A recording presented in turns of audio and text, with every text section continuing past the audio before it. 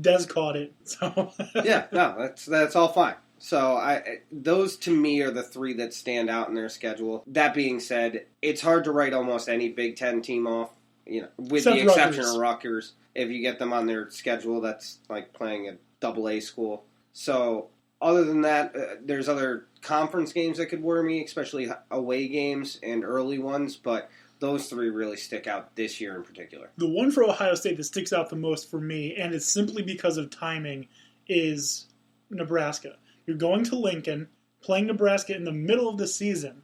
And I'm going to get into Nebraska when I talk about Penn State in just a couple of minutes. But Nebraska is one of those strong, powerful teams that they just want to wear you down, and they want to beat you and beat you and beat you until you have nothing left. So Nebraska, I think, for Ohio State will be a big issue. Maybe not as big of an issue as they were last year. I believe they took them to overtime. No, that was Wisconsin. No, Wisconsin took Ohio State to overtime. But Nebraska is, I see your point. Nebraska is a program that's getting back, in my opinion, the prestige of the Red Sea, and it's a tough place to play. Lincoln's not an easy place to go into. I mean, Nebraska pretty much shuts down the town in Lincoln when the game comes to town, so you know the crowd you're going to get.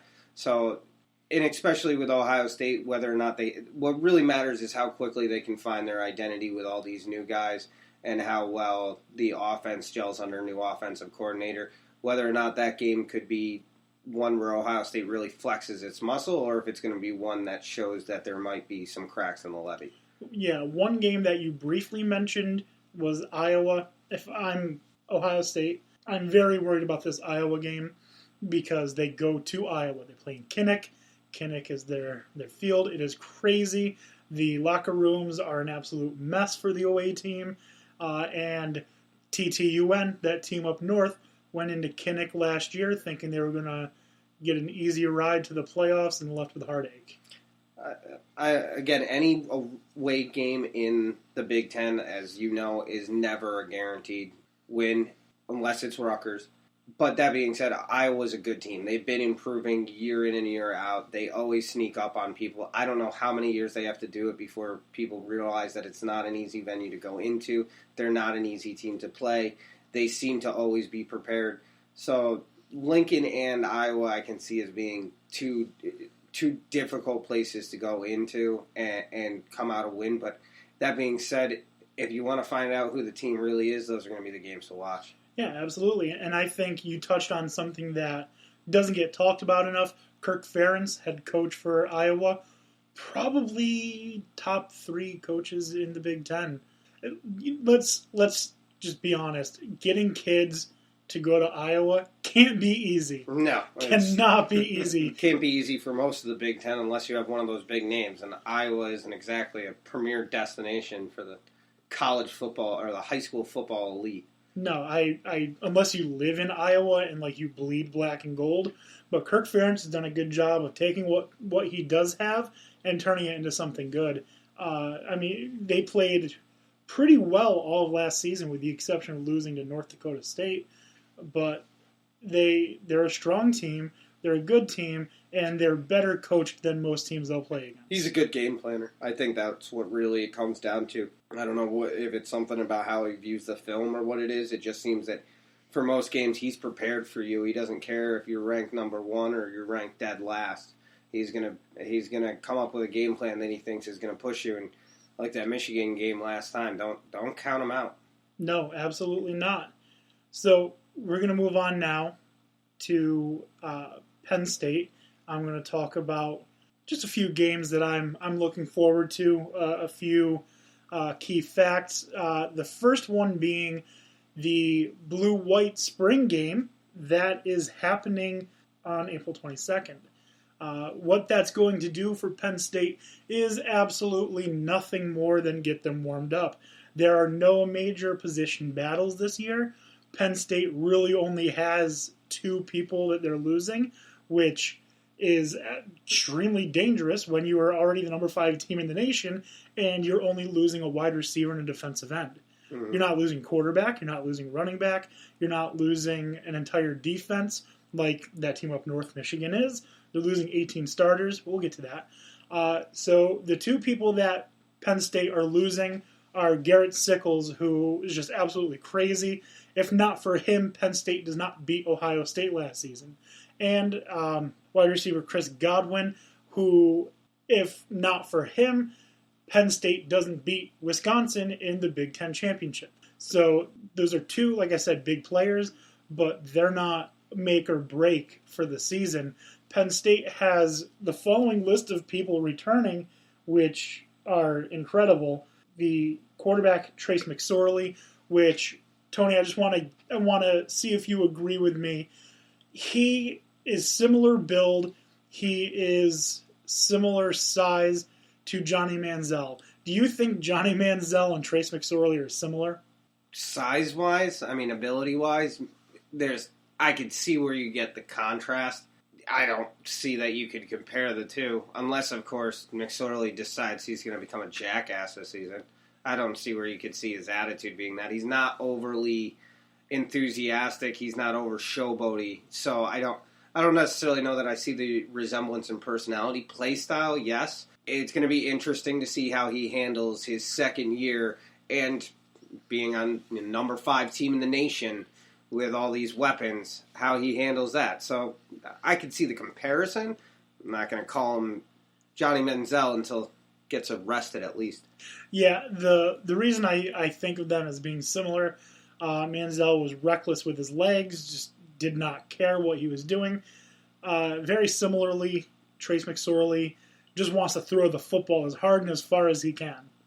He's very reckless. That's where I draw the comparison between them. That and the fact that only a half an inch and 4 pounds differentiates them in size-wise. But in addition to Trace McSorley coming back, they have who I think should be one of the Heisman front runners at running back, Saquon Barkley, returning. Like I said, I don't know if I'm going to sit here and tell you I think he should win it. Not with guys like Sam Darnold and Baker Mayfield and Lamar Jackson coming back. But I think he should be at least one of the 5, if he plays the same way he did this year, one of the 5 invited to New York for the trophy. So I'm excited as a Penn State fan to watch that.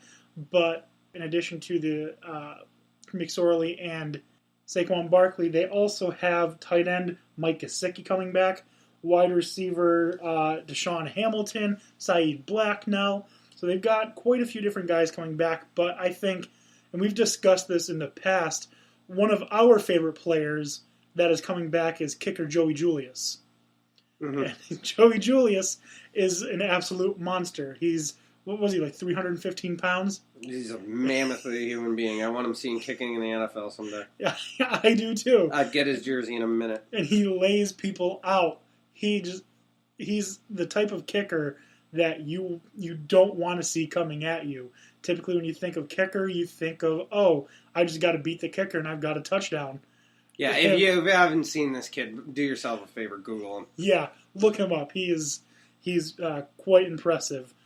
So, like I said, no real issues with personnel. Penn State finished the season at number 5.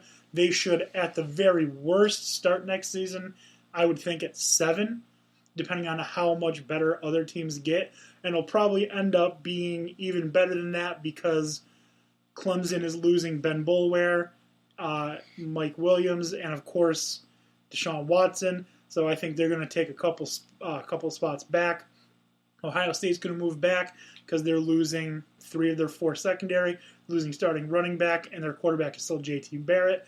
Michigan shouldn't be in the same contention because they're losing 18 starters, although I get it. Mike Harbaugh, John, whichever Harbaugh is at Michigan. Jim Harbaugh. Yeah, that guy. Yeah, that guy. His brother John's still in the NFL. But Jim Harbaugh, I get that he's finally going to get his people, but I don't trust Wilton Spate as much as other people do, and I trust John O'Corn even less. So I don't know that I would put Michigan as a top 10 team next season. But their schedule for Penn State, it's going to be a fun one. One game that last year was an absolute heartbreaker that cost Penn State a playoff spot was against Pitt, and they play Pitt again this year on September 9th. Last year, like I said, it was a 3-point game, which was lost on a Trace McSorley thrown interception in the end zone. So it was quite the heartbreaker, and that ended up being the one game that cost them a shot at the playoff. But that was the second game of the season, so it really shouldn't have been too much of an issue. They come back to play against a Pitt without their starting running back and without their starting quarterback, Nate Peterman going to the NFL. Presumably, he should be drafted. He was a solid quarterback at Pitt. So this game, I think Penn State will win this time. They just have way more returning. They came on strong last year. They found who they are, and it's not like they're missing important pieces of the puzzle with losing Garrett Sickles and Chris Godwin. So I think that one this year will end up going to Penn State. So if that's the one game that is going to make or break the playoffs, I'm feeling pretty good about that.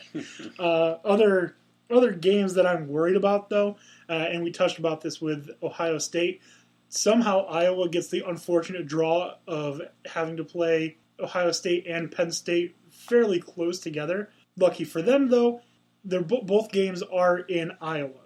So they get to host both Penn State and Ohio State. And like I said, Kinnick is not a place I like to see my Penn State guys go.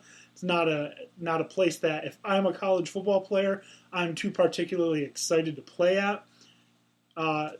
That's going to be the first game that comes up that I'm particularly looking at as worried. The next one, and this one you guys should probably understand, especially you, Tony. October 28th, we have at Ohio State.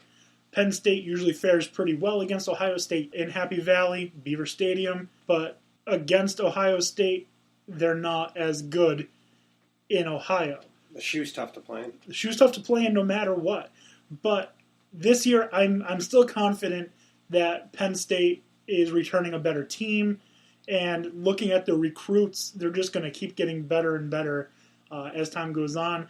A lot of people weren't sold on James Franklin, I being one of them. He definitely silenced the doubters by getting Penn State to the number 5 ranking and just missing out on the playoffs. He changed my mind. I wasn't a big fan, but I'm a trust the process kind of guy. So before I called for his head, I was like, I'm just gonna watch and see what he does. And he changed my mind. I couldn't ask for a different head coach. A lot of people joined me in that sentiment. So he's definitely going to have Penn State ready for Ohio State again. That's a game that Penn State always has circled. That's a game that every team should always have circled, having to play against Ohio State.